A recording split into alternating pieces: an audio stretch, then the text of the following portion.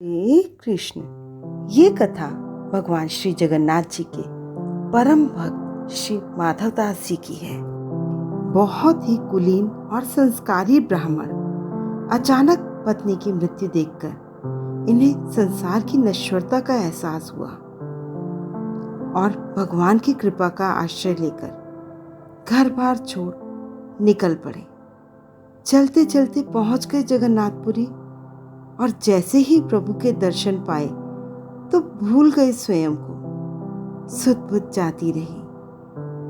जैसे ही चेतना लौटी भगवान से प्रार्थना करने लगे, हे नाथ, हे परमेश्वर, जैसे तैसे तेरे दर पर आया हूं, अब मुझे अपने चरणों से अलग मत करना।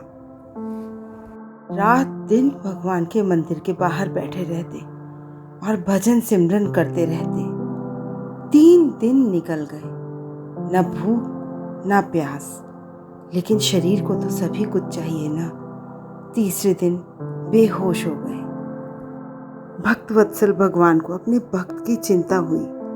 उन्होंने माता लक्ष्मी को संकेत किया और माता स्वयं माधवदास के लिए सोने के थाल में भोजन लेकर गई।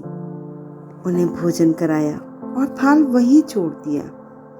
अगले दिन सुबह मंदिर के पट खुले तो सोने का थाल गायब देख होने लगी ढूंढाई। थाल माधवदास जी के पास देखा तो बिना कुछ पूछे बताए लगे बरसाने चाबुक। माधवदास जी पर चाबुक बरस रहे हैं, लेकिन वो कुछ नहीं कह रहे और ऐसा लगता है जैसे चाबुक उनके पड़ ही नहीं रहे।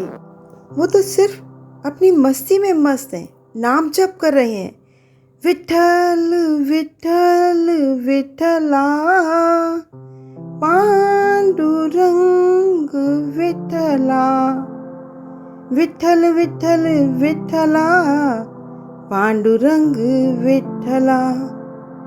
उनकी आवाज, उनका प्रेम देखकर पुजारियों को विश्वास ही नहीं हो रहा कि कोई व्यक्ति चाबुक की मार पड़ने पर भी भगवान का नाम इतने प्रेम से ले रहा है।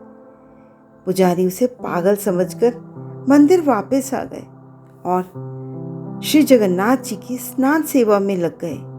जैसे ही वे श्री विग्रह को स्पर्श करते, प्रभु के दर्द से कराहने की आवाज सुनाई देती।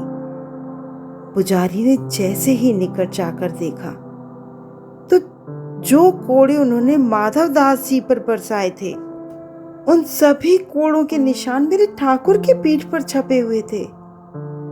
पड़ गए भगवान के चरणों में, समझ गए सारी बात और मांगने लगे क्षमा कि जिसे बचाने के लिए भगवान ने सारी पीड़ा अपने ऊपर ले ली, वो भगवान का कोई खास ही है। एक बार माधव जी समुद्र किनारे शीत ऋतु में रात्रि में भजन कर रहे थे। ठंड के मारे थर थर कांप रहे हैं। भगवान जगन्नाथ जी से रहा नहीं गया और जाकर माधवदास जी को अपनी रजाई ओढ़ा दी। ऐसे हैं मेरे ठाकुर। एक बार माधवदास जी को अतिसार का रोग हो गया। बार बार शौच जाते, बहुत कमजोर हो गए और समुद्र किनारे जाकर लेट गए। कोई उनसे सेवा के लिए कहता तो तुरंत मना कर देते।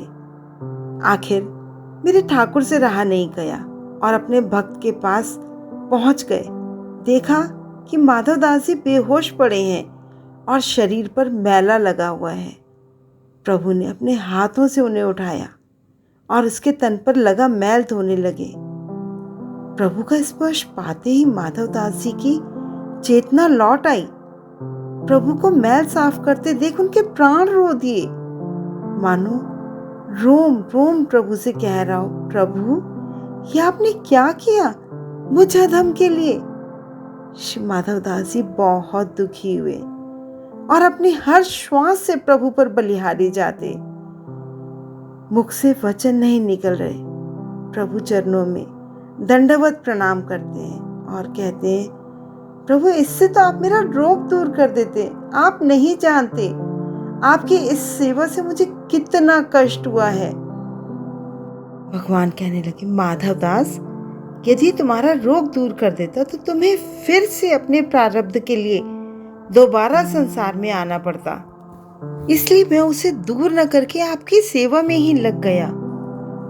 और मेरा भक्त कभी अकेला नहीं है, मैं हमेशा अपने भक्त के साथ रहता हूँ। ऐसे हैं मेरे ठाकुर, हमेशा अपने भक्त का साथ देते हैं, चाहे सुख हो या दुख हो।